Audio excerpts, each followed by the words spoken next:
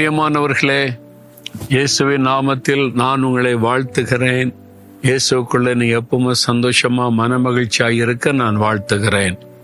இந்த காலை நேரத்துல ஆண்டவர் இயேசு உங்களை நேசிக்கிறதுனால உங்களோட கூட இந்த வார்த்தை கொண்டே பேசுகிறார். என்ன வார்த்தை ஆண்டவர் வச்சிருக்கிறார் நினைக்கிறீங்களா? உலகத்துல ரொம்ப காஸ்ட்லியானது என்னது சொல்லுங்க? வெளியேற பெற்றது. சில முத்துக்கள், மாணிக்கம், அதாவது டைமண்ட், அதெல்லாம் விலையேற பெற்றது இருக்குது. சாதாரணமா எல்லா வீடுகளிலும் பயன்படுத்துகிற விலையேற பெற்ற பொருள் எதுனா தங்கம். இந்த பொன் விலை ரொம்ப ஏறிட்டு போயிட்டு தங்கம் வாங்குறதே ரொம்ப கஷ்டம்ன்ற ஒரு சூழ்நிலை இல்லை. தங்கம் அந்த அளவிற்கு ரொம்ப விலையேறி போயிட்டு ரொம்ப கஷ்டம். உங்க வீட்டுல ஒரு 10 பவுன் நகை இருந்தாலே பெரிய விஷயம் அப்படின்ற மாதிரி ஒரு சூழ்நிலை உண்டாக்கி விட்டாரு. சிலர் 100 பவுன்லாம் வச்சிருக்காங்களாம், கிலோ கணக்கெல்லாம் வச்சிருக்காங்களாம். அது ரொம்ப பெருமையா நினைப்பாங்க, இவ்வளவு தங்கம் வச்சிருக்கோன்னு. ஆனா தங்கத்தை விட விலையேற பெற்ற ஒண்ணு உங்ககிட்ட இருக்குது. தெரியுமா உங்களுக்கு? அது என்ன தெரியுமா உங்களுக்கு? இந்த சங்கீதக்காரர் சொல்ற 119 சங்கீதம் 72 வசனத்துல, அநேகமாயிரம் பொன் வெள்ளியை பார்க்கிலும் தேவனே நீர் விளம்பின வேதமே எனக்கு நலம். அநேகமாயிரம் பொன் வெள்ளியை பார்க்கலாம். பொன்னு வெள்ளி அதான் ரொம்ப விலையேற்றப்பட்டதா இன்னைக்கு சாதாரண மனிதர்கள் மத்தியில காணப்படுகிற காரியம்.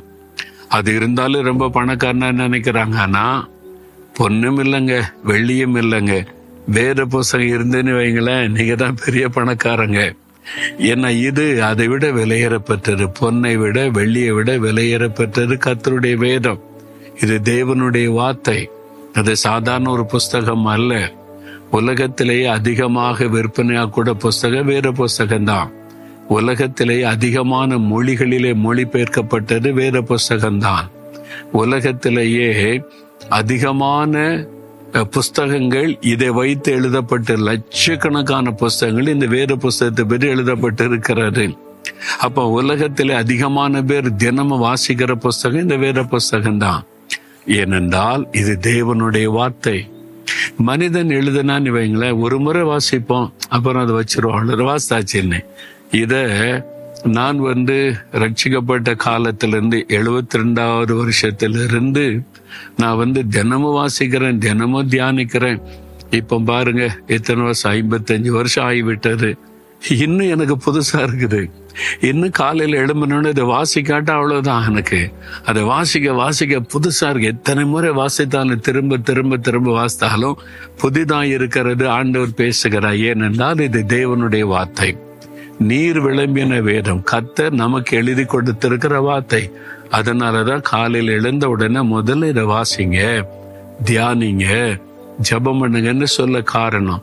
இதை ருசிச்சிட்டீங்கன்னு வைங்களேன், உங்களால அப்புறம் வாசிக்காம இருக்க முடியாது. தினம் காலையில எங்க போனாலும் இது இல்லாம என்னால போக முடியாதுங்க. இது இருக்கணும், என் கூடவே இருக்கணும். இது பெட்டியில புஸ்தகம் வச்சு பெருசா வச்சிருப்பேன்னா, நான் கைப்பைக்கு வச்சிருந்தா அதுல புதிய ஏற்பாடு வச்சிருப்பேன். நான் ஏர்போர்ட்ல இருந்தா விமானத்துல ஏறி உட்கார்ந்து அதை வாசிக்கிறதுக்கு திரும்ப திரும்ப திரும்ப எத்தனை முறை வாசித்தாலும் சலிக்கிறது இல்லை. அதுதான் கர்த்தருடைய வேதம்.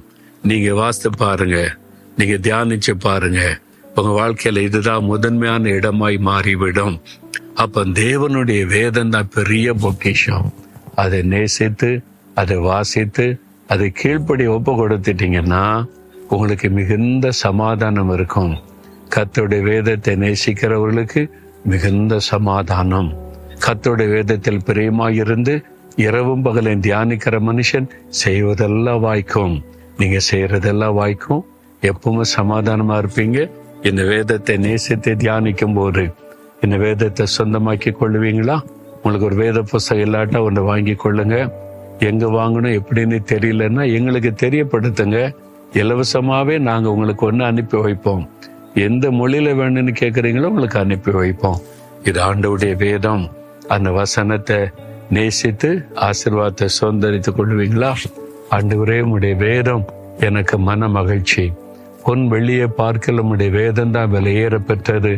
இது என் கூடவே இருக்கணும். அதை தினம் வாசிக்கணும், நேசிக்கணும், கீழ்ப்படியணும். எனக்கு உதவி செய்யுங்க. இயேசுவின் நாமத்தில் ஜெபிக்கிறேன். ஆமேன், ஆமேன்.